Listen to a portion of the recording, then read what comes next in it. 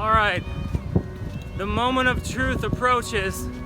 I am at 38th Street Beach, which is near the resort called Majical and not very far from Mamitas Beach, which is one of the most popular, famous beaches in Playa del Carmen, Mexico, which is on the Riviera Maya. This is an average day during the seaweed season. Let's see what the seaweed is like. Water is not looking pretty. It is brown and full of seaweed. There's so much seaweed in the water that it's brown, not blue. And the seaweed that's in the water looks like this. The shoreline actually doesn't have as much today as I thought it would. This is what's in the water. Sargasso, seaweed algae. So I've made it down to Mamitas Beach, which is pretty much the most famous beach in Playa del Carmen. It's actually not a bad day for Sargasso, in my opinion, during Sargasso season. You can see here pretty much what's washed up on shore that they haven't cleaned already today. They cleaned really heavily in the morning. Came here about a week ago and it was much, much worse, so it's pretty much a crapshoot, Russian roulette, if you come here during Sargasso season. I feel bad for Playa del Carmen tourism, but I wouldn't pay to come here for brown water. So I will probably try to come during the non-Sargasso seaweed season in the winter. What do you think? Maybe you don't mind it. Okay, so you've watched this video and now you can decide when to come to the Riviera Maya. You want to come in the winter, not in the summer, because you want to avoid seaweed and also hurricanes. But let's say you're one of those people that already has something booked and you're thinking, oh my gosh, what am I going to do now? I'm coming to Playa del Carmen and I wanted to go to Mamitas Beach in the summertime, in May, in June, in July, and I'm worried that my vacation is going to be ruined because of all this seaweed. Well, the bad news is it's a crapshoot. You might get a day where you don't have a lot of seaweed, and you might get a day where it's really terrible. But there's still some wonderful, wonderful things about this Yucatan Peninsula in Mexico and also this state of Quintana Roo that you can do even on a bad beach day. I love Mexico. I love coming to Mexico. I've been coming to Mexico since I was 17 years old. It's a magical place. There are some breathtaking things that you can still do, and I'm going to tell you at least two of them right now. You can go to cenotes, C-E-N-O-T-E-S, and I'll also put that in the description. Cenotes are basically natural pools, and they're inland, so they're not on the beach. They're these beautiful natural pools. Sometimes they're in caves, sometimes they're coming up, and they're kind of above ground pools surrounded by jungle. There's tons of them.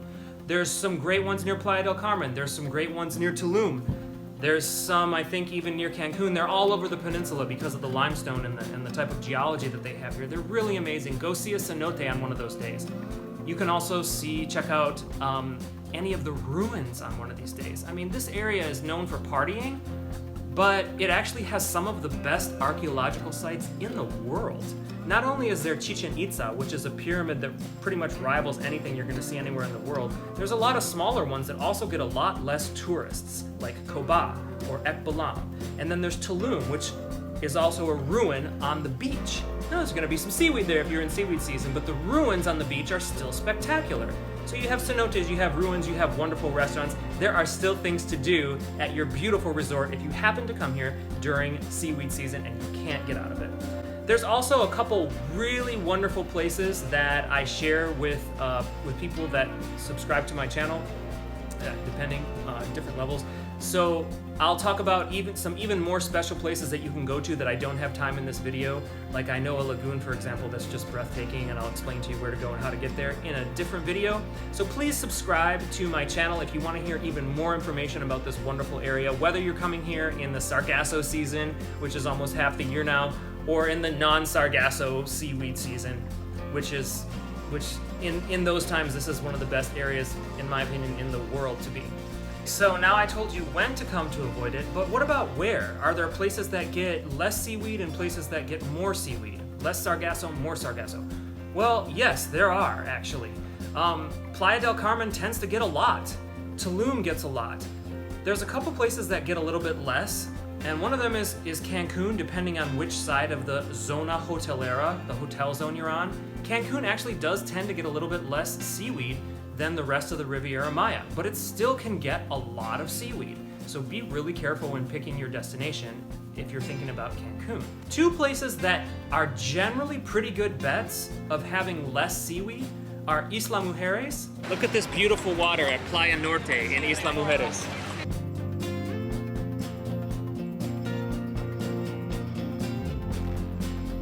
And the leeward side, which means the side not facing the wind and the open ocean, of Cozumel. So those are two places that you can generally go that are gonna reduce your chances. If you are coming here in the summer during the seaweed season, reduce your chances by choosing a destination like Isla Mujeres or the side of Cozumel that gets less seaweed. Playa del Carmen and Tulum is going to increase your chances of being hit with a big wave of seaweed, and Cancun can be hit or miss. That might sound like a little bit hard to analyze, and are there any statistics, are there any places you can go to look at and monitor this? And the answer to that, thankfully, is yes.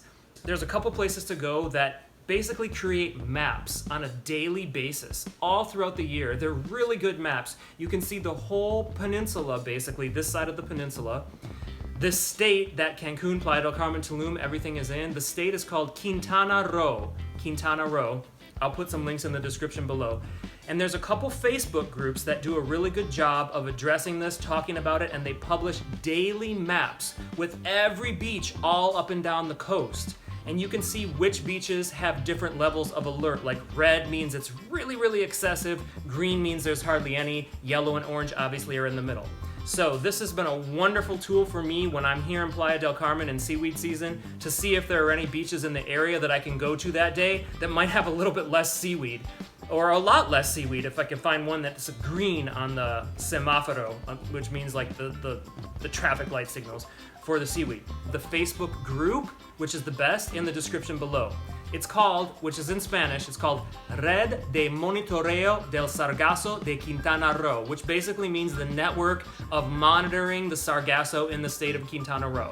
So you can look at that in the description. Make sure also to sign up. I have a newsletter now that I publish only once a month. You're not gonna get a bunch of spam. So once a month you'll see where I am, what I'm doing, and what tips I'm giving you as far as traveling better and living better.